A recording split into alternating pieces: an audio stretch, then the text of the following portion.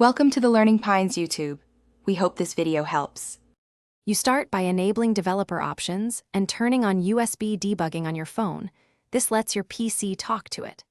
Next, make sure Android SDK platform tools are installed and a DB runs from a terminal. That provides the bridge. Once done, put both your computer and phone on the same Wi-Fi network and find the device IP address in Wi-Fi details. Now you're ready to switch a DB from USB to TCP/IP, so Android Studio can see the device wirelessly.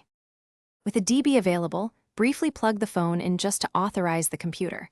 Once authorized, you can run a DB TCP/IP 5555, which tells the device to listen on Wi-Fi.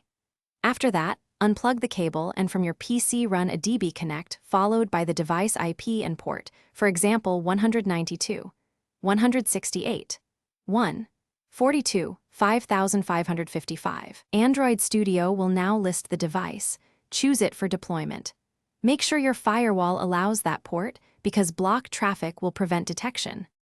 To finish, pick the newly connected wireless device in Android Studio's Run Targets and install your app as usual. The build and deploy flow is identical. Make sure the phone remains on the same Wi-Fi and the router doesn't isolate clients from each other. If the device disappears, restart a DB with a DB kill server and a DB start server, then a DB connect IP 5555 again.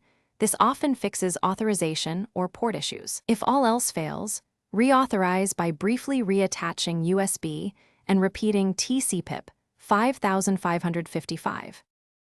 Thanks for watching. Consider subscribing if we helped you.